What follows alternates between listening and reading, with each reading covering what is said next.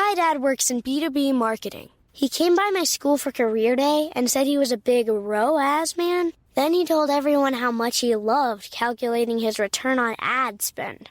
My friends still laugh at me to this day.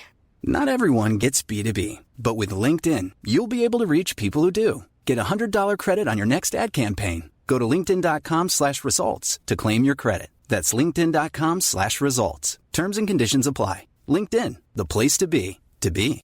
Millions of people have lost weight with personalized plans from Noom. Like Evan, who can't stand salads and still lost 50 pounds. Salads generally for most people are the easy button, right? For me, that wasn't an option. I never really was a salad guy. That's just not who I am. But Noom worked for me. Get your personalized plan today at Noom.com. Real Noom user compensated to provide their story. In 4 weeks, the typical Noom user can expect to lose 1 to 2 pounds per week. Individual results may vary. Explaining football to the friend who's just there for the nachos? Hard. Tailgating from home like a pro with snacks and drinks everyone will love? An easy win. And with Instacart helping deliver the snack time MVPs to your door, you're ready for the game in as fast as 30 minutes. So you never miss a play or lose your seat on the couch or have to go head-to-head for the last chicken wing. Shop Game Day faves on Instacart and enjoy $0 delivery fees on your first 3 grocery orders. Offer valid for a limited time. Other fees and terms apply. Surviving Sister Wives contains adult content that may not be suitable for Latter-day Saints or sinners. Listener discretion is advised.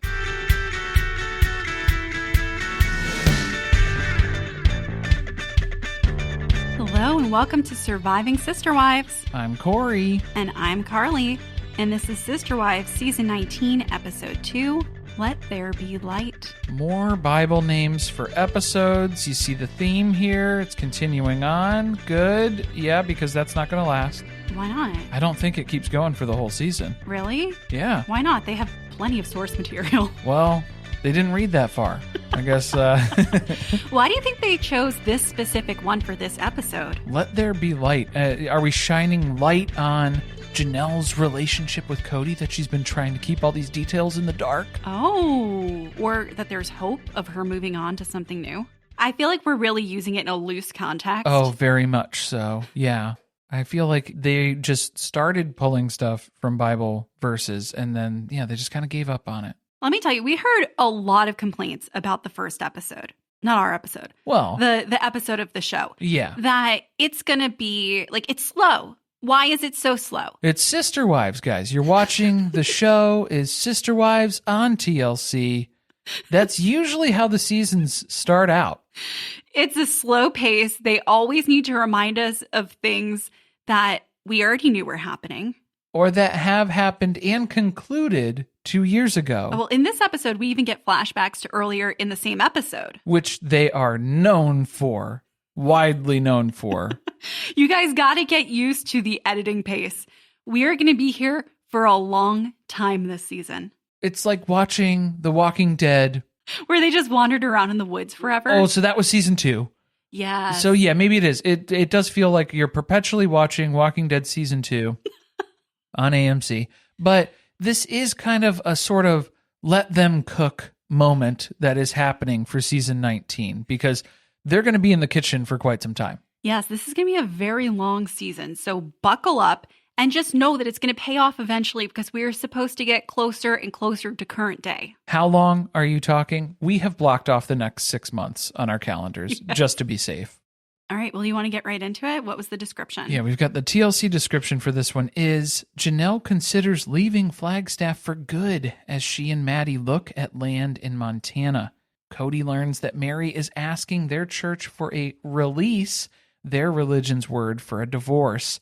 Christine and Aspen throw Isabel a welcome home party. I didn't realize that's what that was. I thought it was just a gathering at Aspen's house. Yeah, it was a double duty thing because Maddie and Janelle were back from looking at land in Montana, even though they didn't really talk about it. And then it was a welcome home party for Isabel.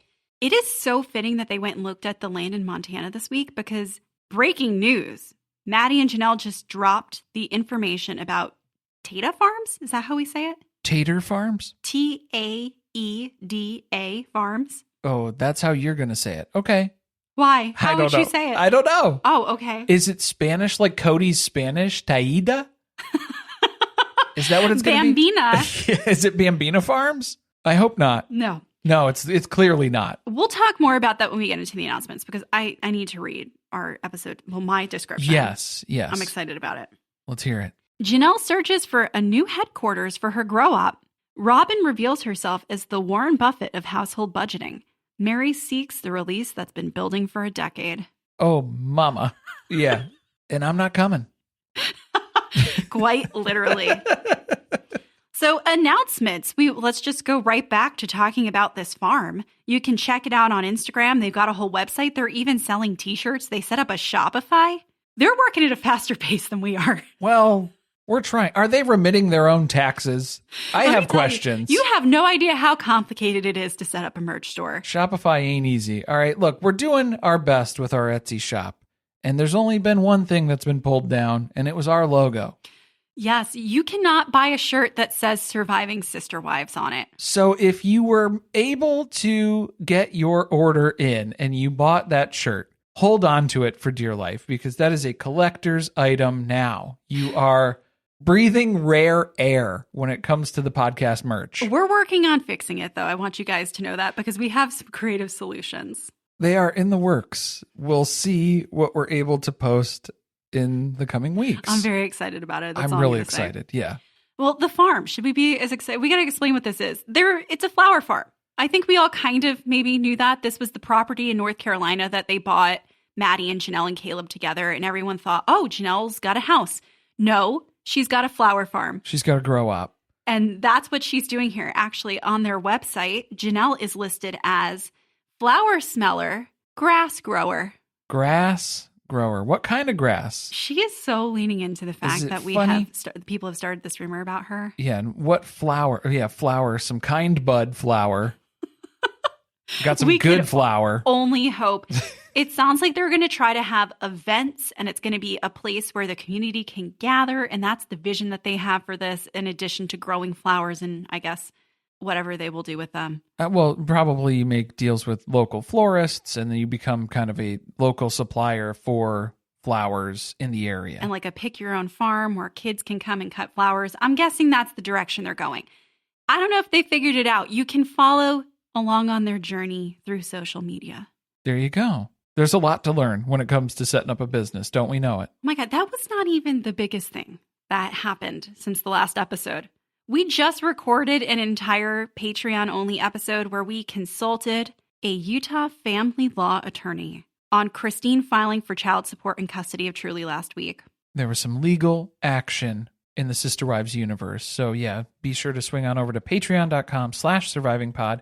Check out that episode for more details on what we were able to scrounge up with the collective questions that were popping up on our Discord channels and on our Patreon. What else? We talked about the merch shop. We just dropped a new t-shirt. No thank you, Daddy. Kind of in honor of the legal action that was taking place with... That was a total coincidence. It was. We already had that set up. It just worked out very nicely. Sometimes things just click. You know, thank you, Truly Grace Brown. But no thank you, Daddy. Yeah, that is available now. And if you want to get to the merch shop, all you have to do is click it below in the show notes. Show notes. There's a link, a Beacons link, and it takes you to the merch store on Etsy. Surviving Pod Shop, Yeah. if you want to search for it the good old-fashioned way. What else? We have another podcast, which we hope you will subscribe to, called Surviving Reality. And we just started recapping Real Housewives of Salt Lake City over there. Those episodes drop on Friday mornings. We are also finishing out the season of Welcome to Plathville. You can listen to those episodes every Wednesday morning. That means you can listen to Sister Wives here on Monday. You can listen to Welcome to Plathville on Wednesday. And you can get Real Housewives of Salt Lake City on Friday. And then if you're a member of the Patreon, you get them ad-free and early. So it's always the night before they come out on the public feed if you want to check it out over there too. I think that's it. Yeah, I think that's everything. So shall we get into this episode? Yes, we have quite the episode recap to kind of delve into here a little bit. We're starting off with Janelle and Maddie. They're going to go up to Montana to look at land. Like, spoiler alert. They didn't buy land in Montana. They bought land in North Carolina. But they're looking for a place that they can move Janelle to and that they could set up a small farm, just a couple of animals, maybe a greenhouse, or two. A greenhouse, a grow house. The grow house. A grow op. She has learned to use the word greenhouse when she's filming. How green? Very green for Janelle. Why is she referring to this as it's just a little bit outside of Salt Lake area? It's 5 hours away. Their perception of a close drive is completely skewed because they have to go so far to see each other. Granted, they did just drive Isabel back. That's true. From North Carolina to Salt Lake City. So that was a 3-day drive. Yeah. So in comparison to 36 hours, I think the 5 hours feels like, oh, it's just up the road. Yeah. That's just like running into town real quick. She's realizing, though, that Coyote Pass is basically a pipe dream at this point. So she's looking for other options. And it's a tangled web of just custody issues and mess. It is all over the place here. Custody of the property. Custody of the property. Not is the what's children. Happening. Yeah, not the children. We don't care about the kids. Well, she's got no more kids that she could sue Cody for child support. Right. That's unfortunate for her. So that's where we're going the routes that we have available to us. Christine is able to go this custody route because she already gave up her rights to Coyote Pass. So that ship has sailed. She was so smart getting out of this. She had that house. She took Cody's name off of it before Isabel had the surgery. She sold that thing. She said, I don't want the property. I'm just taking that money. And she left clean. It was the best move she's ever made financially. It's not the same situation for Janelle and Meri, though. No, and they know that they're in a mess now because Janelle's name is on, 2 pieces of the property? Cody's name is on everything. Yes. And then Cody and Robyn are on 2? No, that they have they're just on themselves? all of them now. Oh, Cody and Robyn are on all of them. Okay. I believe. Meri, I think just because she is his legal spouse. Right, and Meri barely squeaked in there. She's got one that she's got claim to. One of the 4-acre lots that she's holding on to. But it's him, it's Cody, Meri, and Janelle on that lot. Right. So really, it is a fight where the two of them need to team up because they're 2 of the 3 people on that lot. Correct. Because remember, the lots were never divided. For the many, many, many episodes that we talked about how they would hypothetically split up the property, that's never happened. And now we're seeing the actual ownership on each of them. The different various arrangements that they drafted up and have shown us the schematics over the past few seasons.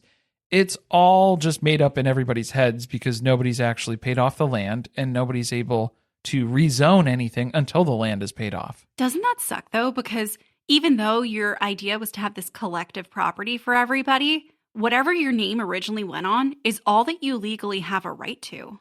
Yeah, especially if you're in the process of leaving the family here in this way and separating from that. That's the only thing that you're going to have that ties you back to this in any way, shape, and form.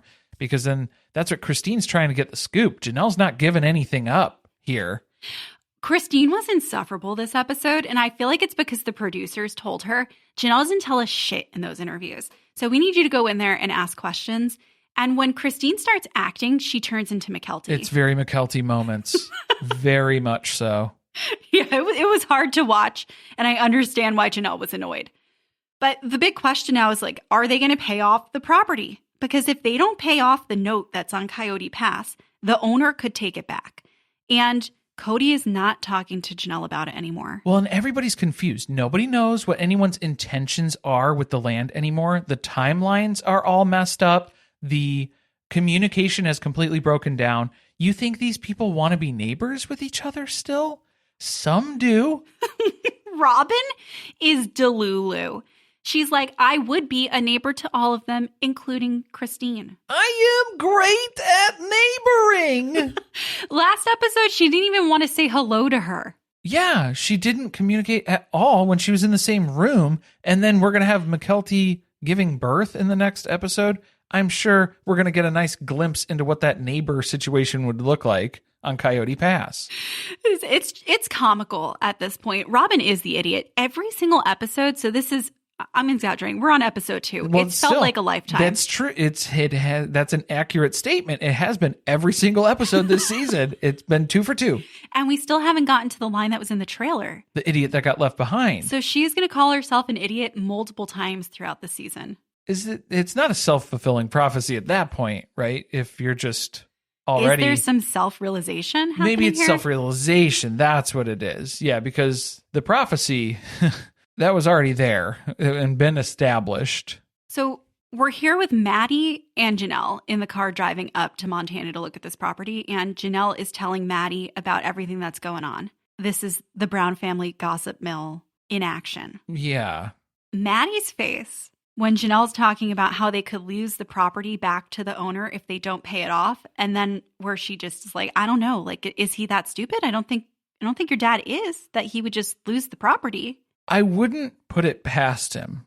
Maddie was all of us with all the faces she was making. She knew. Be careful tugging at that thread, Janelle. How stupid is Cody? Is it stupidity, though, or is it vindictiveness? Would he? Yeah, I feel like he would just let it go back to the seller just to spite everyone. Because I think what he's doing right now is he's keeping all of the information enclosed with whatever he has. And he's not telling Janelle, he's not telling Meri what's going on with the land because he hopes that they'll just leave him alone and just forget about all of this land that they have claim to legally. He thinks they're going to get amnesia. Yeah, he just wants them to be like, it's not even worth it. It's not worth the effort or the struggle. I'm just getting stressed out thinking about it. It's not. I think that's where Meri's at. Meri's like cutting her losses. Very much so. She doesn't care. She doesn't want to talk to this man ever again. And that's what Cody's hoping to get from Janelle. He's trying to ice her out of all of this stuff, not keep her in the know, stress her out, and then have her just throw her hands up in frustration and say, forget it, you keep it. Like what he did with Christine. He didn't really have to do too much. Christine just made the wise decision to say, why don't you hang on to that? And I'll just take the money from my house. He thought he was really winning there, though. Yeah, it felt like a win because then he got more land. It was him and Robyn got a new plot to play with. I feel like he's going to wait until the day before the note is due to go pay it off. I'm pretty sure that's what happens based on bank records. And with the whole point being, I don't know that he didn't have the money necessarily. He just wanted Janelle to live in this unknown land of, is it going to get paid off? Is it not going to get paid off? He wanted her to feel what it feels like to live at Robyn's house, paycheck to paycheck. I thought you were going to say to be Meri. Well, he feels like that's him this episode, right? Yes. Where he doesn't know what's happening. He is Meri.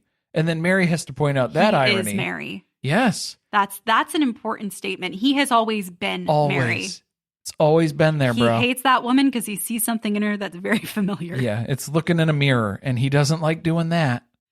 What is Janelle going to do, though? That's the whole kind of conversation they're having in the car because they're going to go look at this land in Montana. It didn't really feel to me like she was necessarily totally committed to doing this, that she was kind of toying with the idea of what would this be like if I bought property with Maddie and Caleb. But they have another solution. What if Maddie and Caleb financed the part of the property that still needs to be paid off? So they just buy it from Cody, basically. So they're working solutions here. They're getting stuff involved. They're getting pieces, parts moving around here. The main thing that they want to make note of, though, is they got to make sure that Meri gets her cut. Because Meri, man, she's been through it. I am calling bullshit on this. When Janelle tried to say that she's just looking out for Meri because Meri's been treated so badly, we just came off the heels of finishing our rewatch of season 13. And let me tell you, Janelle was one of the worst wives to Meri during the purchase of the B&B, questioning her motives, not wanting to give her money, wanting the family's cut of whatever she was making off of the inn. Which we had to have Janelle explain to us that Meri has her B&B, but that's her business. That she did that on her own. She did that on her own with her own money. We recall. We know, Janelle. What would you do if you were, what would you do if your son was that? Careful. It just started. So what would you do if you were Maddie and Caleb and you bought that property on Flagstaff, not Montana? Yeah, you end up with 4 acres of Coyote Pass in the middle. Because they're saying they would then turn around and sell it. But to whom would you be selling? Prairie Dog Plague Land. Easy? Yeah, I don't think they're treating it like Monopoly, where it's just, hey, I have this piece of land. Does anyone want to build a house or an apartment on this? You can't. You can't build a hotel on this one, mostly because it's mortgaged. But the main reasoning, the zoning, all the different issues. Again, plague is just a really big concern. I think it should be higher up on the list than most people in this show are willing to assess the threat here. But if we're talking about extra lots, yeah, because I mean, Maddie and Caleb, if they buy it, they're going to sell it. Great. I don't think if you saying that on camera, if Cody finds that out, I don't think that's going to make him more receptive to your offer. I think I'd release a bunch of exotic animals. You'd go chimp crazy on Coyote Pass? Go chimp crazy. Yeah, I mean, maybe not a chimp. Maybe some type of, maybe a rodent or an insect that will not leave that area. Okay, you bring out rodents to Coyote Pass, they're going to get plague. That's true. You were going to spread bubonic plague to people, is what you're trying to do, Carly. I'm trying to keep it isolated. Well, we know Robyn spends a lot of time on the bench. Maybe we could focus in that area. You're just trying to get her infected with I'm plague? trying to make the land unlivable. Oh, okay. It's already unlivable in a lot of ways. I don't think we need to put any work in on that front. No, they should have just built the storage unit. Yeah. If we're talking about plots of land, though, and who's responsible for what, Cody and Robyn have already ended up with an extra plot of land. It's called the She-Ra Chateau. So that property also has a lot next to it. Just saying. So there's the house and the lot. They have a lot of land in Flagstaff at this point. And it's all right in the same little valley here because you can see Coyote Pass and that mountain from the deck of the She-Ra Chateau. Oh, yeah. This is where they started talking about the house, which, you know, since it's for sale, very interesting that the whole point of buying this house, though, was so that it could be a family asset, not just Robyn's, right? I mean, Robyn lives in it and has lived in it for a number of years. She seems to be the only one reaping the benefits currently, I would argue. So when we're talking about this being a huge asset for the family, I'm not seeing it. They never even really used it for anything. They had, one Christmas there? Barely? It was the COVID Christmas where they were all forced to take tests before they showed up. And even that was kind of hit and miss a little bit. They had baby Ariella's birthday. The super spreader event that ended all family events. It just doesn't seem like that makes a lot of sense. I think when they first bought it, they were saying that they could eventually use it as a rental for other people and they would make income off of it by having it be a rental. That was the long-term plan, yes. But if we're not at that point, if we're never going to build. Spending your money on knickknacks and artwork so that you can't pay off Coyote Pass and you can't build on it. You're never going to get there. Yeah, It's you're never going to move out. Never, ever, ever. And so that's what Janelle's saying. That's not fair. And let's just keep it fair. Everybody just needs to get what they're owed, and then we can part ways amicably and call it a day. And this is where Robyn can't even fathom. How would you calculate what is owed to each individual wife in this sort of polygamist family structure? She's been reaching into all the other cookie jars. So how are you going to keep track of this? The queen of pluses and minuses, the paragon of independent business, Robyn Brown. I'm good at business. She is great at business. This reminded me of, who was it with Caesar on 90 Day Fiancé? Somebody's screaming, I am not accountant. That was what this moment was. Very much so. I don't know. I couldn't tell you how much money they've given me over the years or I have given to them. It's all just mixed together and now we can never get it all separated again. That's the thing. Yeah, you make the system complicated enough where people don't even want to unravel all of this. And Janelle's like, I have kept track. So I already know what I'm owed. Maybe they could just start with how much did they make off of the houses in Vegas? Because it seems like whatever they made got spent. Oh, immediately it was dumped into Robyn's house. That's what Janelle's saying. That was family pot money that went into Robyn's home. So then it seems like you owe her a couple $100,000. Give or take. And then whatever she has for the land. Yeah, on Coyote Pass, too. In addition to what has been invested into her home. How about her 401k? Remember when they used that to open my sister wives' closet? I think Janelle has a long running list for you to review of what you owe. They start disagreeing about how the finances have worked. So we've always heard that they had the family pot. Which basically just ends up being like the briefcase at the end of Dumb and Dumber, which is just full of IOU Post-it notes and napkins. That's what's left in there now. See that? That's Victoria's Secret credit card.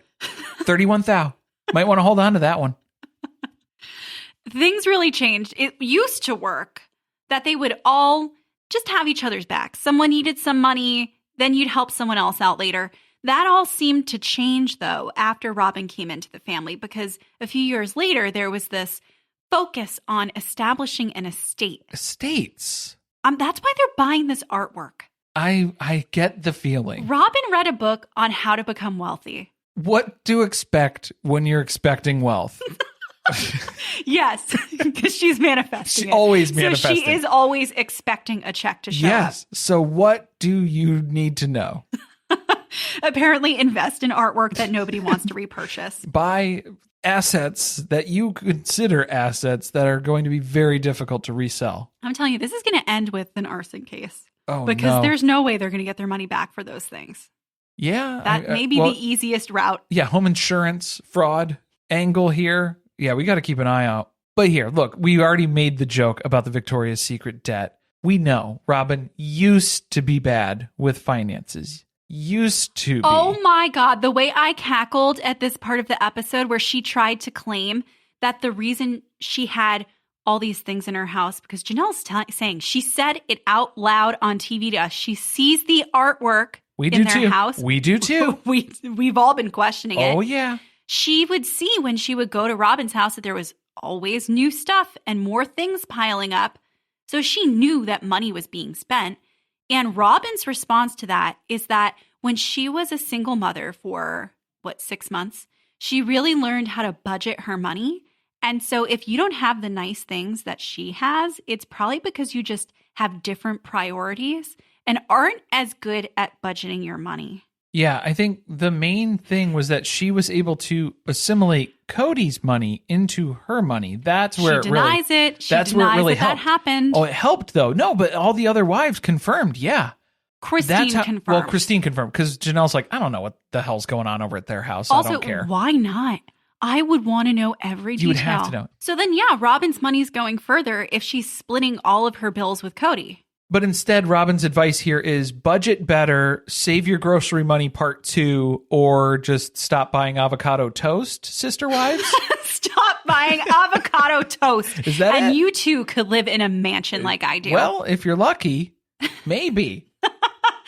Yeah, this is reminding me of when Robyn went on that trip to Hawaii with her kids and Cody, and she claimed that it was from saving her grocery money. No one believes it. It was saving her and Cody's grocery money, and Cody doesn't spend money on groceries. He was trying to claim that he spends his money on cars for the kids and insurance for cars. So just cars. Well, and then he was doing some basic car maintenance in B-roll later on this episode. Cars. It's all cars. That's what he's got this season. He's going the Ethan Plath route, where he is now a family mechanic. He can't even think of an excuse to say where his money went aside from buying the kids' cars. And that battery that you're putting in there, that's only a couple $100. So keep going, because I think we got a couple more missing dollars. There's some bigger minuses that are floating around here. All this information is news to Maddie because she has not been talking to Cody. Well, and she's getting pissed. She's very upset, like a lot of Janelle's older children who are finding more and more things out where this is really messed up, how this relationship is. I think you got, Mom. It does seem that way. So maybe we should take some steps and try to better your situation, because everything is just funneling to Robyn and Cody. Maddie did talk about the fact that she doesn't have a relationship with Cody and Robyn anymore on a podcast. And essentially it was kind of the same thing we heard in this episode, which is that she's trying to protect her kids. She doesn't want Cody coming in and out of their lives, which, okay, but that's kind of also the way he was in your life, which maybe seeing that now as a parent to your own children is disturbing. Well, yeah. But why would he have a different expectation when that was what was acceptable in plural marriage? So here's the thing. Maddie made that clear and said, hey, I don't want it to be like this. This is how I would want it to be. And then Cody and Robyn are like, yeah, we're not doing that. And so if you're setting a boundary. I think they just didn't, the phone goes both ways. Well, what it ended up being was, so I think, well, like Maddie had set, this is my expectation. This is how we can have a successful relationship moving forward. Corey, what is that called? It's setting boundaries. Oh, it's a boundary. Yeah, this is setting a boundary where if this isn't going to happen, then I don't think that that's going to be good. We aren't going to pursue this. So like having that set up, if a boundary is not being respected in that way, then it kind of just happens where then you cut those people out of your life because they're not respecting you. I kind of think that Janelle added a little flourish of her own to that explanation where it was, he can't be coming and going and being dramatic. Dramatic. I liked that she threw that in there. It's just a passing thought of, just these other reasons why Cody's unbearable to be around. Oh my God. Well, his, of course, point of view on this is that Maddie stopped talking to him. It wasn't that he stopped talking to Maddie. Yeah, he didn't cut her off. She cut him off. But then he also goes on to say that's why he stopped talking to her, because every time she called, she was fishing for gossip and information to run through the family rumor mill. Those are two opposite things. You said that you didn't cut her off, but then also you cut her off. Right. That's why you stopped talking. Also, I have a feeling that Cody is so paranoid that when someone calls and just asking basic questions about what's going on with your life, he was interpreting that as people digging for information that they could then turn around and go tell someone else. You're asking because Christine wants to know, and I'm not going to tell you because then you're going to go tell Christine. Whatever. Things are better without him, Maddie. That's definitely for sure.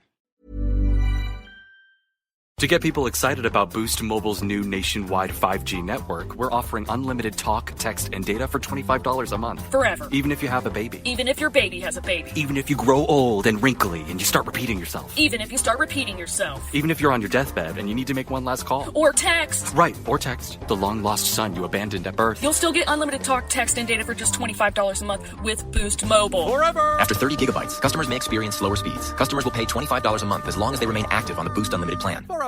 This is it. Your moment. This is your time to make your comeback with Purdue Global. When you come back with a Purdue Global degree, you create opportunity for yourself, your family, and your future. It's a degree you can be proud of, a degree that employers will trust and respect. Purdue Global offers working adults like you over 175 flexible degree programs to meet your specific career goals. These include associate, bachelor's, master's, and doctoral degrees and certificates. Purdue Global degree programs range from nursing to business to communication and more. Whatever your interest, we have the degree that will move you forward. You have the knowledge, you have the experience. Now it's time to get credit for the work you've done and earn the recognition you deserve with Purdue Global, Purdue's online university for working adults. You know you're worth it. We do too. So don't wait another second to get the degree that will take your career to the next level. Start your comeback today at purdueglobal.edu. Hey, I'm Ryan Reynolds. Recently, I asked Mint Mobile's legal team if big wireless companies are allowed to raise prices due to inflation. They said yes. And then when I asked if raising prices technically violates those onerous two-year contracts, they said, "What the f*** are you talking about, you insane Hollywood ass?" So to recap, we're cutting the price of Mint Unlimited from $30 a month to just $15 a month. Give it a try at mintmobile.com/switch. $45 up front for 3 months plus taxes and fees. Promo rate for new customers for limited time. Unlimited more than 40 gigabytes per month. Slows full terms at mintmobile.com. My dad works in B2B marketing. He came by my school for career day and said he was a big ROAS man. Then he told everyone how much he loved calculating his return on ad spend. My friends still laugh at me to this day. Not everyone gets B2B, but with LinkedIn, you'll be able to reach people who do. Get a $100 credit on your next ad campaign. Go to linkedin.com/results to claim your credit. That's linkedin.com/results. Terms and conditions apply. LinkedIn, the place to be, to be. Hey there. Looking to level up your shopping experience? Let me introduce you to Amazon Live. If you haven't heard, it's a shoppable video experience where influencers and creators showcase the latest must-haves all while you shop in real time. And for those who love some celeb gossip, reality stars like Kyle Richards, Lala Kent, and friend of the pod, Paige DeSorbo. On her new show, In Bed with Paige DeSorbo, Paige invites top-tier guests to cozy up in her fluffy bed where they spill secrets, share nighttime routines, and even whip up midnight snacks. Stream and shop new episodes of her series In Bed with Paige DeSorbo every Tuesday at 7 p.m. ET by going to amazon.com/live/Paige_DeSorbo. Or you can watch Amazon Live's new live TV channel on Freevee or Prime Video under the DIY section and shop along on your phone. We get to Montana. I have a lot of questions because this is a very isolated property. It's 40 acres, 40. I can't even comprehend what 40 acres looks like in my head. Didn't they have 12 acres on Coyote Pass that they keep trying to divide that Meri gets 2 of? 2244. So I think it's 12. 12? Okay. Yeah, because 2244. What did I just say? 12 or 4? I don't know what I Something. just said. Either way, it's a lot more, which I'm sure would piss Cody off that she got more land than he did. I hope that there just isn't any prairie dog plague here, because it seems like Brown family children all just immediately dive into the dirt. Why? I know we don't have children. I don't know. Is this something that just happens? I'm Do sure. kids just fall to the ground and roll themselves in dirt? Wherever there is dirt, there will also be a child. I would assume. They're just rubbing their hands in it. They're rolling in it. They're very excited about the prospect. Has it been tested? Yeah, but has it been tested for prairie dog plague too? Maybe we should double check. I would like to own land that does not have plague on it. Why does Maddie and Caleb want to move to this type of desolate location? It would take them, what did she say, 40 minutes to drive the kids to school and then 40 minutes to drive them back at the end of the day? Is Caleb maybe... They're about the rural lifestyle, though. Is Caleb maybe running from the law? Oh, you think they're on to him in North Carolina? There's a lot of teenage girls who have lived in that house. That's all I'm saying. Oh, boy. Bad joke? That was inappropriate, Carly. Unforgivable. Whatever. It does seem strange that they want to move to some place that's very, very isolated and far from town. Also, not a great business move for Janelle. No, I think it's more in the mindset of what can we do to help Janelle accomplish this dream where it does not take place on Coyote Pass. Please get out of this situation with these other people. You think they're just looking for cheap pieces of land so that they could give her new dream? Oh, yeah.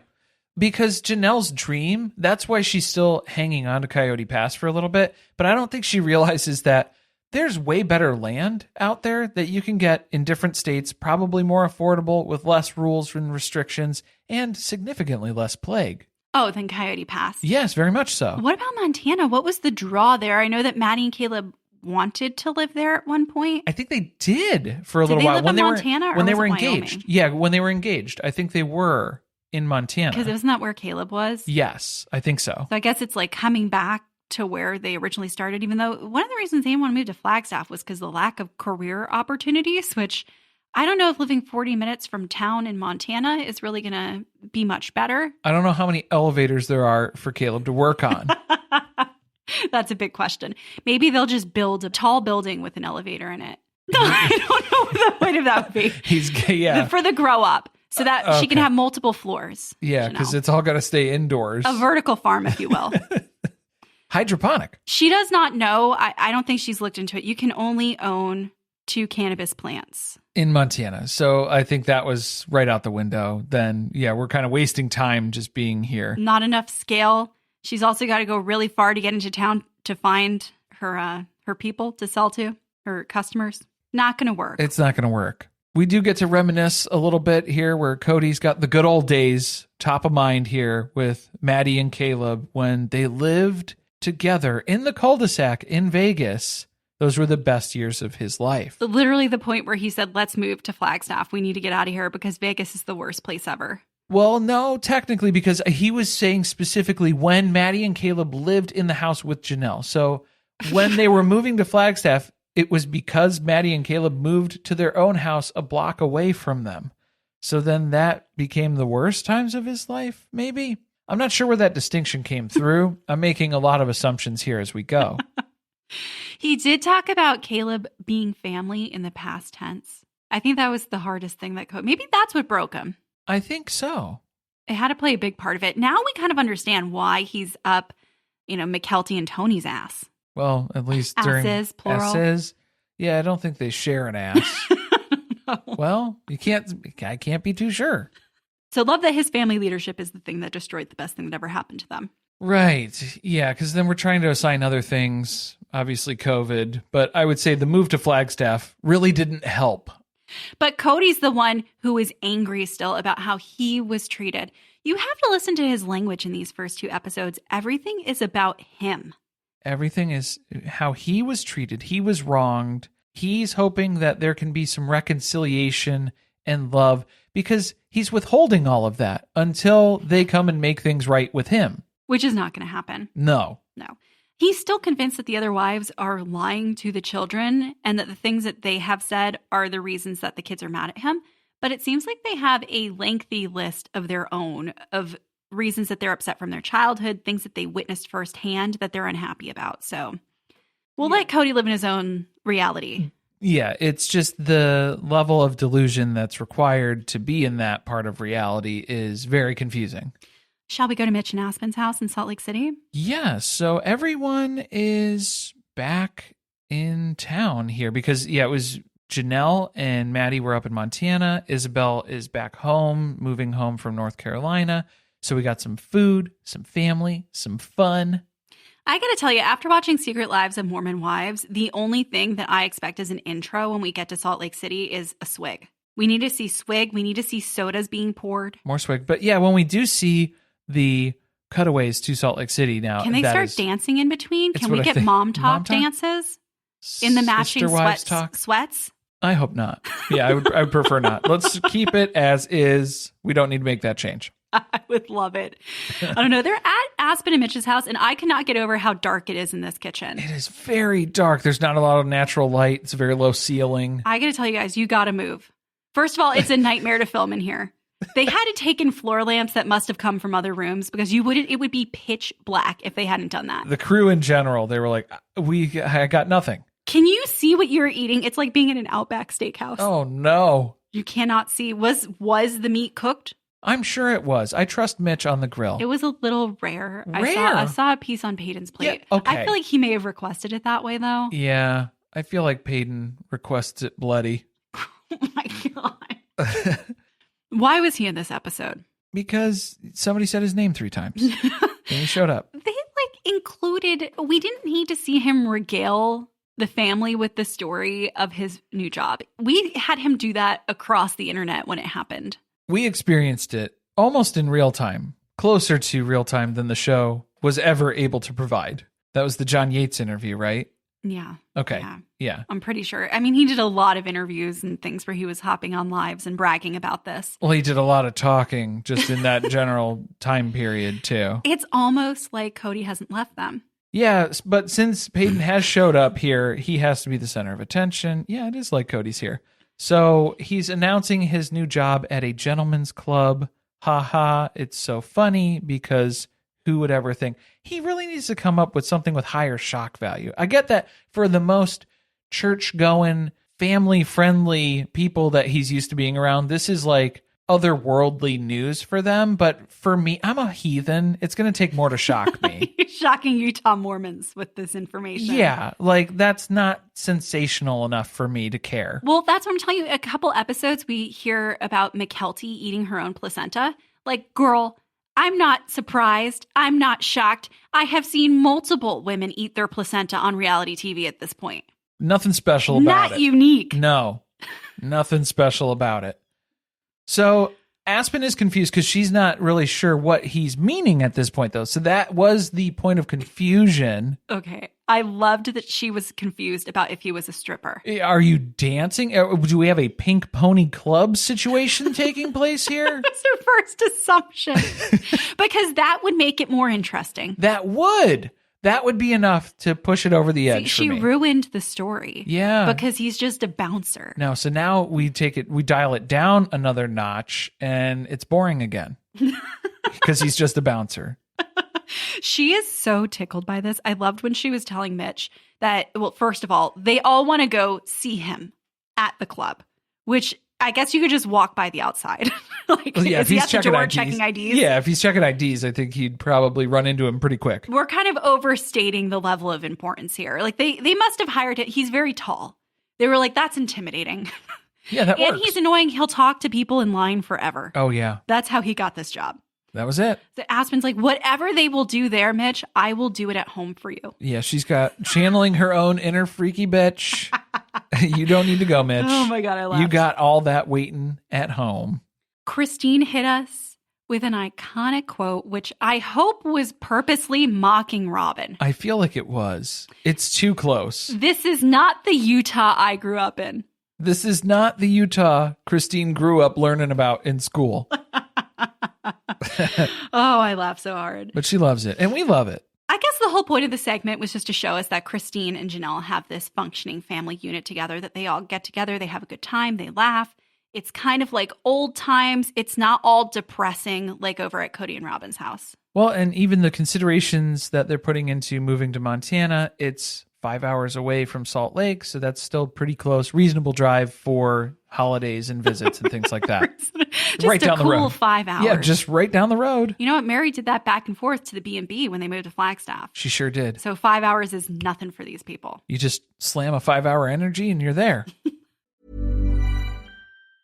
To make switching to the new Boost Mobile risk-free, we're offering a 30-day money-back guarantee. So why wouldn't you switch from Verizon or T-Mobile? Because you have nothing to lose. Boost Mobile is offering a 30-day money-back guarantee. No, I asked why wouldn't you switch from Verizon or T-Mobile? Oh. Wouldn't. Because you love wasting money as a way to punish yourself because your mother never showed you enough love as a child? Whoa. Easy there. Yeah. Applies to online activations. Requires port in and auto pay. Customers activating in stores may be charged non-refundable activation fees. My dad works in B2B marketing. He came by my school for career day and said he was a big ROAS man. Then he told everyone how much he loved calculating his return on ad spend. My friends still laugh at me to this day. Not everyone gets B2B, but with LinkedIn, you'll be able to reach people who do. Get a $100 credit on your next ad campaign. Go to linkedin.com/results to claim your credit. That's linkedin.com/results. Terms and conditions apply. LinkedIn, the place to be, to be. This episode is brought to you by Progressive Insurance. Do you ever think about switching insurance companies to see if you could save some cash? Progressive makes it easy to see if you could save when you bundle your home and auto policies. Try it at Progressive.com. Progressive Casualty Insurance Company and Affiliates. Potential savings will vary. Not available in all states.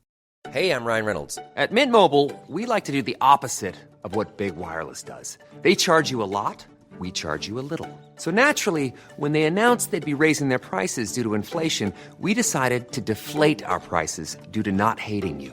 That's right. We're cutting the price of Mint Unlimited from $30 a month to just $15 a month. Give it a try at mintmobile.com/switch. $45 upfront payment equivalent to $15 per month. New customers on first 3-month plan only. Taxes and fees extra. Speed slower above 40 gigabytes. See details.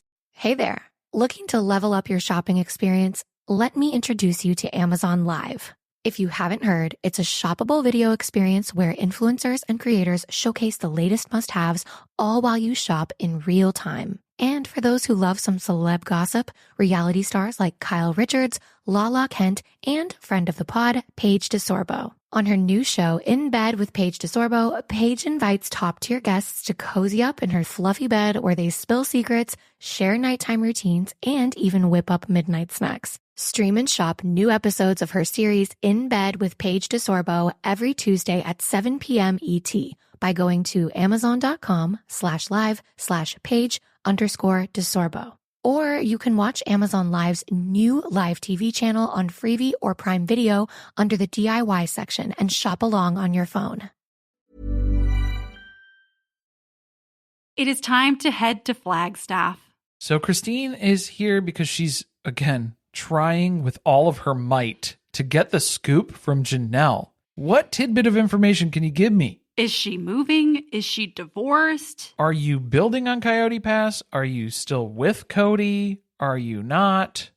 This part of the episode got a little bit repetitive because we already saw what she was talking about in the car, but now it's time to tell Christine. Yeah, it was a reiteration of a rehashing of the conversation with Maddie in the car, but with some other stuff sprinkled in here a little bit. She's not really sure that Flagstaff is going to work for her. I do like that she left Christine at the edge of her seat first, though, by saying how much she loves it there. And you saw the fear come across her face. She was Very like, oh my much. God, no, she's going to stay here. Well, she wasn't sure about, do you love Cody? How is the sentence going to end? What are we loving here? Yeah, I do love that every time that Christine talks to Janelle, she thinks that that's how the conversation is going to end, that she is working on repairing things with Cody. So there's always the risk of that for Christine, and she's very worried about it. This is where we talk a little bit about attorneys, though. So this may be the first suit. Well, I guess we would know about it by now. So yeah, maybe this one's coming up next. I don't know. Yeah, but it's time to lawyer up. Forget worthy up. She's looking into it. Janelle's starting to think like Cody won't talk to her about the land anymore, even though she legally has a right to know what's going on because her name is on the property, but he won't talk to her because of the gossip mill. So she's thinking she's got to get lawyers involved because how else are they going to hash this out? It's clearly not going to be easy to do this amongst themselves. So with all this lawyer talk, Christine begins her cross-examination of Janelle because, all right, well, are things over with Cody? Yeah, pretty much. Okay, well, does he know that? Not really. It hasn't been fully established because it still hasn't sunk in. It's pretty thick up top there. Christine is really slow to understand what's going on here, which, again, felt very McKelty-like. That obviously Janelle doesn't want to say the words, it's over, because she wants the property. But that's what Christine needed to hear. She needs to hear Janelle say it's over because that was the goal. She blew the whole facade by saying it on TV. You can't. You cannot do that. You need to listen to and then glean the subtext of what is being discussed. And Christine is not a professional when it comes to subtle nuance. No. Also, I think it's funny that Janelle has not told him it's over because he's kind of being left in the same place that he left Meri for many, many years. And Meri also finds that comical. Meri had to point out that connection, which we made. We pointed that out too. We thought it was very ironic. Poetic almost. Yes. That he's saying the same things, that it wasn't clear. There's no communication. I'm not sure where we stand. That's how Meri felt for a very long time. So I don't know. Janelle could let this go for, I don't know, a decade. You really milk it if you need to. I mean, you're not wrong. This is where we're finding out that the other thing that's kind of tying Janelle to this still is that she still has her faith.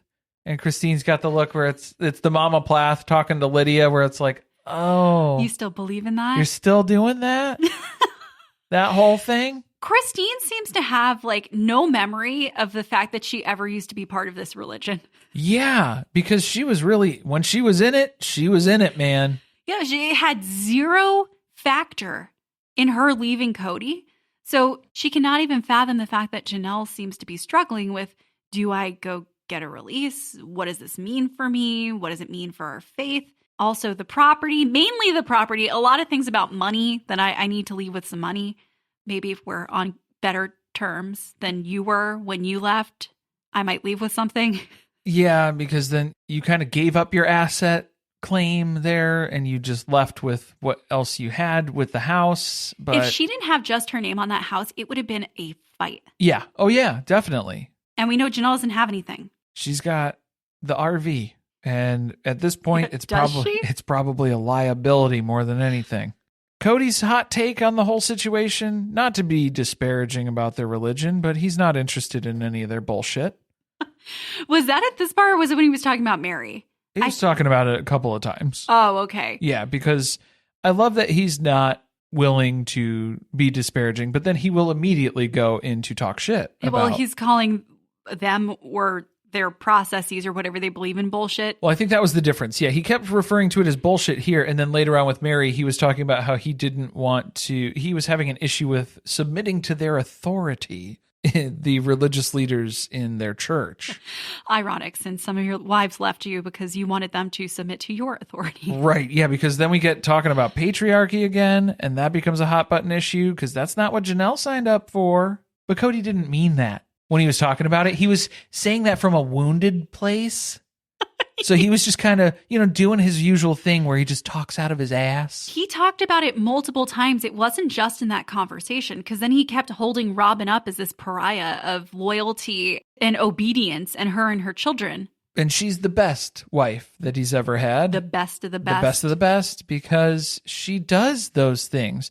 Even though the look on Robyn's face when he started throwing around the patriarchy stuff at Christine's divorce announcement conversation, Robyn's like, uh-oh, he's off prompter again. He's saying things that I can't keep him from saying. These are not approved talking tracks, Cody, that we discussed on our way over here. Should we move on to Meri and her seeking a release from the church? Any sort of release, really, for Meri at this point, because it's long overdue. I do like that she's going to make sure that if Cody didn't want to spend time with her. He's not going to be with her in eternity. Please don't. Yeah, I need to sever this connection before anything permanent takes place. Also, I think she knows that he does not like the authority of the church leaders, so this is a big fuck you to him. This is going to be something terrible for Cody to have to deal with on a regular basis that he's not going to look forward to. So, yeah, let's go ahead and put him through that process. Put him through the ringer. We don't really get an explanation as to what he's mad at the church leaders about, but it seems to be the fact that in plural marriage, or at least in the AUB, a man can't request a divorce. And if he had just been able to do that, he could have gotten rid of Meri a long time ago. Which confirmed our suspicions, because that was Cody's whole move, was that he didn't really like Meri being around the last 10 years. So he was just making her suffer, hoping that she would leave on her own accord. I could not believe he actually said the words. And he was like, she just wasn't picking up the hint. She wasn't getting that memo. Wasn't my fault. I was making it very clear that I was trying to ghost her. I was making life virtually unbearable for her to be with me, and she still wouldn't leave. This is where I get annoyed with Cody, because he seems to think that it's not his fault that things turned out this way, because he was just following what he was supposed to do per their faith. Because that's where, we get the whole original backstory too, which confirms yet another theory that we had where Cody married Meri. He didn't know her very well. Well, that's what happens when you marry somebody after a few weeks. Of course. And when you're that young too. So it just confirms that Cody didn't really like Meri when they first got married, but no, he couldn't divorce her. So what was his only alternative? Add more wives. Just keep adding wives until things level out. Because then what happened was the hatred that Meri and Cody had for each other, that kind of shifted. Then it was Meri and Janelle who hated each other. So he had to add Christine into the mix to kind of smooth things over again. I'm just kind of questioning, are you not allowed to tell someone that you don't want to have a relationship with them anymore? I know he said things to her like, we aren't going to have a marriage relationship. That was in recent years, though. I just feel like you remove the choice from the person, from Meri, if you weren't being real with her about what the situation was. And for a long time, he would tell her that they were going to work on things, or he would have a good day where maybe he was feeling a little hopeful that things could change. And she would listen to what he said because he never talked to her. And he shows up and he tells her, we can work on things. And that's what she thought was going on. Or he was curious. He was inquisitive. He was wanting to get to know her. Do you like corn? Do you think that was him deep, trying heartfelt to get to know Meri? Yeah. Oh, gosh, yeah. She wasn't interesting. Do you think Robyn is interesting? That's what I was going to say comparatively. Robyn knows all the prices on QVC. We know. That's most of the conversation at dinner. Comparison is the thief of joy, but I think it's a safe comparison that between Meri and Robyn, I think that the conversation is going to be more interesting with Meri. I would have a drink with Meri. I would not have a drink with Robyn. Never. Never, ever. And not just based on personality, do I like this person going into it? Just would it be interesting? Yeah. I'm not going to listen to Robyn talk about the tenders. No, not at all. And Charles Dickens' Christmas Carol things, something that got damaged in shipping that she's still heartbroken over. I don't care. I really don't. I don't care. It's okay if Meri yells at me because I gave her some spearmint gum and she doesn't like that. I can handle that. You know what? Get to know your wife. Yeah, right? If you know that she doesn't like spearmint, then stop offering it.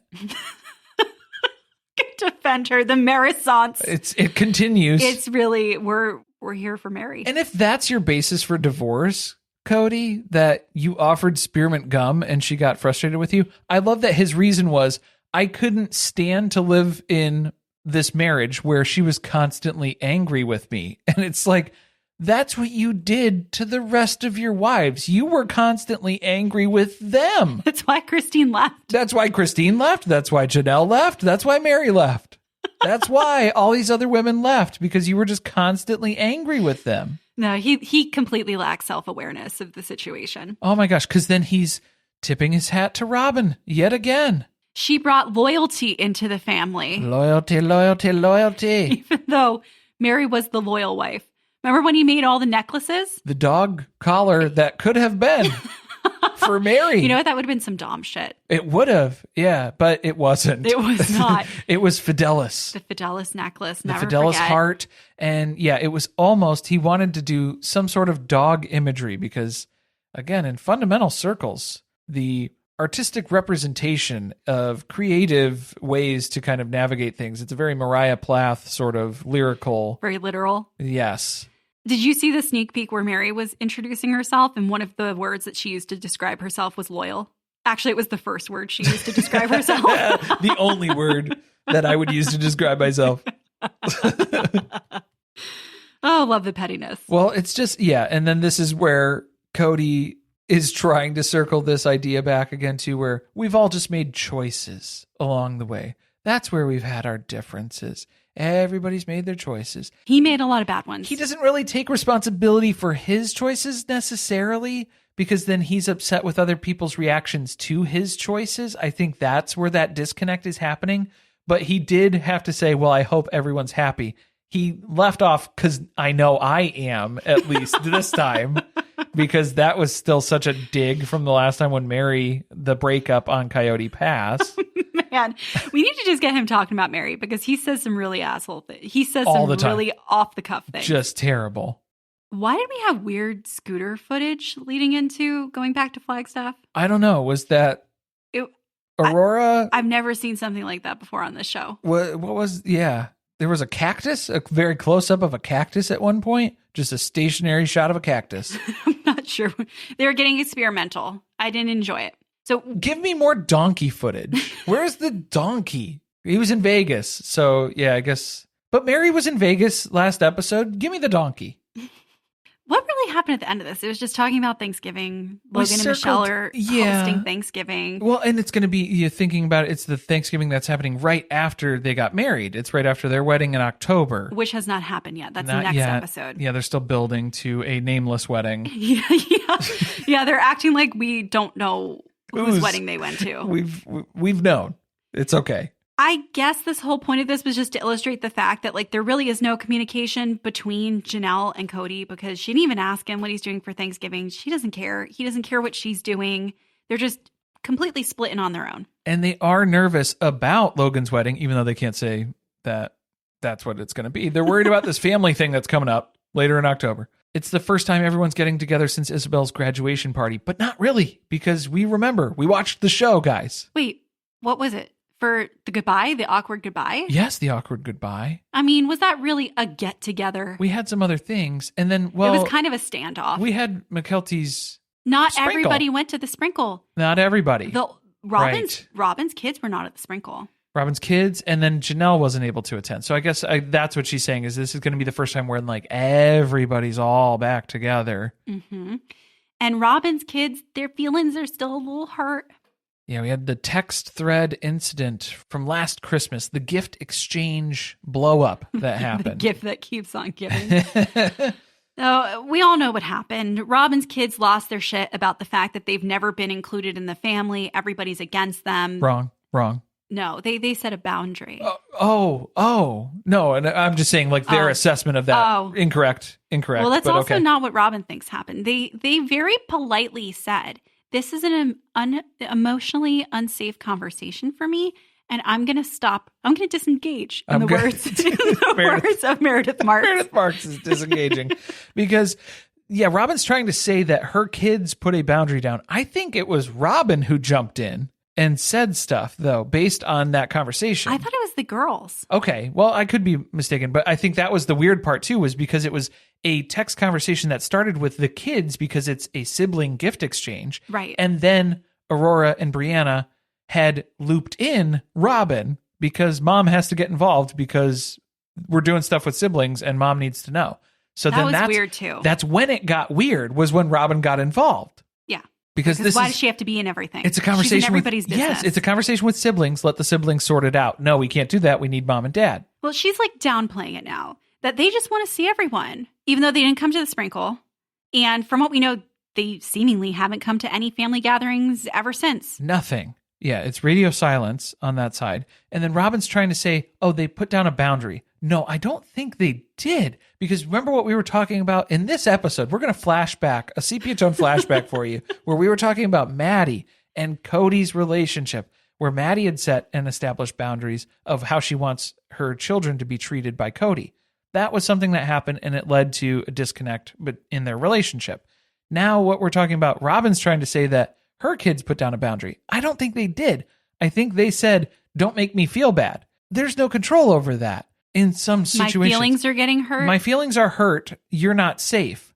That's different. And that's a self-imposed thing where then you are removing yourself from this. So then to say that you're being excluded because you've removed yourself from a situation seems counterproductive at best. I guess we'll find out how it went at the wedding, but my assumption is, because remember we saw the picture where it was Dab Sark all in the back row, and everybody else was like in the front. Further back. Yeah, it was further back in the family section. Just far away from everybody else. Just keep them over there, over to the side. I hope we get to hear more about that. Well, yeah, I mean, Aurora and Brianna were confirming this stuff that not only in the text thread, but just for years, they have endured the rejection of the Brown family children, which Christine came with some receipts where, from her knowledge and her assessment, I'm pretty sure they were doing basically everything that they could to be as welcoming as possible. Brie, this is confusing because McKelty was very close with Robyn and her kids. She lived with them. She was the nanny at one point. Maddie was babysitting all the time too. When Robyn and Cody were dating, she would go down there. Aspen lived with them when she was in college. Yep. And Isabel's very good friends. I'm going to call them friends. Well, yeah, I mean, she has a close bond. Yes, with Aurora and Brianna. They're all similar in age. So it's quite, I don't know why she left Gwen out, but Gwen was close to them too. Gwen and Aurora were like BFFs for a good while there. And if I recall correctly, and someone can be sure to call this out if I'm mistaken, I'm pretty sure that Gwen was saying that the reason why they stopped hanging out between Gwen and Aurora was because Aurora kept calling Gwen an alien. She's like an alien, which that seems like exclusive language that's sourced from Robyn's children, not anyone else in the family. Who knows what the truth is here? That's their version of events. Christine even said Truly had no idea that Aurora and Brianna were not her biological siblings. No idea. No clue. So what does this mean for Cody? Because that's that's what matters that's here. That's the real reason for the season. He got kicked out of his own club because of people feeling morally superior. Morally superior or just superior? I think it was just superior. I think he was just saying superior, but I think there are quite a few people who feel morally superior in this situation, but I don't think it's the people Cody thinks it is. No, it's the ones he's formed an alliance with. Right, yeah. Who feel superior to others. His team is, and it's an us versus them mentality for everything. Okay. When they were talking about how great it is to not have Cody as part of their lives anymore, and Janelle cited the fact that she can cook whatever the fuck she wants for dinner now. She can kiss better than she cooks? Because Cody had all of these, I don't know, like food allergies or something. Whatever. Well, to be fair, I think this was where I gave Cody one instance of grace, because if I had to eat at Janelle's house too, I'd probably be coming up with some food allergies so I could avoid a couple of dishes here and there. I'm just saying. We've mentioned this before. What were those dishes, Janelle? What were you making for dinner? We've seen some of the things in action, and it's not always appetizing. I can't say for sure, but I'm just saying I might have come up with a few ailments along the way as well. I guess that tells us, though, that he's the one who claims to have the gluten allergy that they always have to have gluten-free things for. Which Christine had to point out at McKelty's baby spritzer last episode, but she didn't want to tell Cody directly that there were gluten-free things. So she was just kind of yelling it generally in the kitchen to everyone. Yeah, that was pretty good.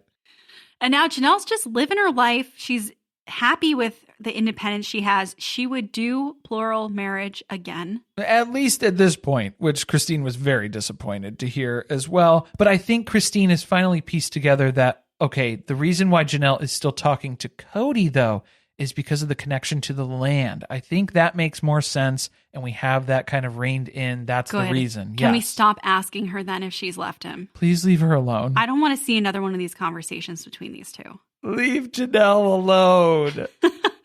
Do you think that plural marriage is really something that would work for Janelle again? Or is it just because she didn't have a good relationship with her first marriage? Her second marriage, yes, technically. That's why she doesn't like the term divorce. She's lived with that for a while. Been there, done that. She's just calling it, she's not with her kid's dad anymore. So that's a fun way around it. Sure. Okay. If that works for you, go for it. It's like too many words for me. That's way too much to say. You can't put that on a form. Come on. So yeah, I think it's just going to be, I don't think that polygamy was what she liked. And I think she's attributing a lot of the independence that she had because she was operating basically like a single mother.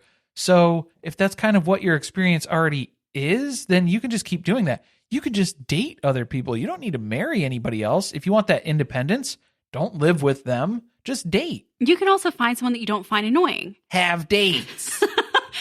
Someone who's dramatic, who makes you adapt all of your food around their fake food allergies. Like, you can find someone who you enjoy spending time with and you have mutual interests, and you might not want them to leave as much. Well, that could be, a game changer, I think, when it comes to Janelle and relationships.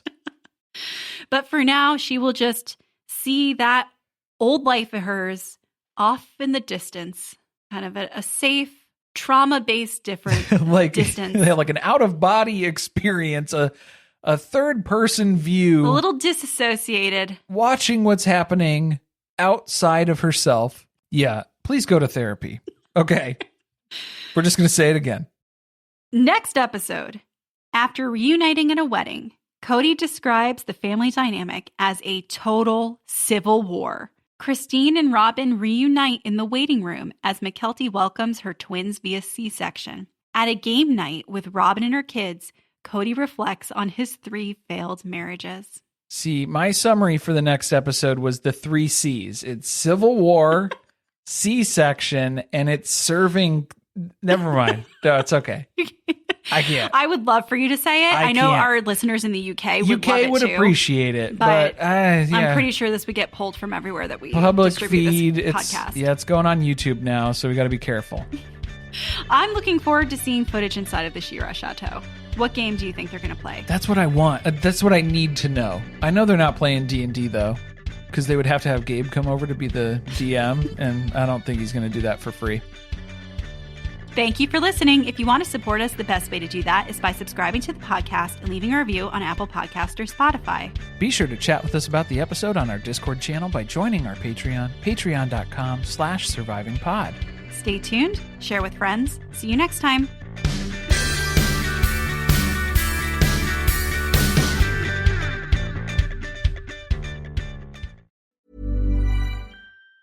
Hey, it's Mark Marin from WTF, here to let you know that this podcast is brought to you by Progressive Insurance. And I'm sure the reason you're listening to this podcast right now is because you chose it. Well, choose Progressive's Name Your Price tool, and you could find insurance options that fit your budget, so you can pick the best one for your situation. Who doesn't like choice? Try it at Progressive.com. And now, some legal info. Progressive Casualty Insurance Company and Affiliates. Price and coverage match limited by state law. Not available in all states.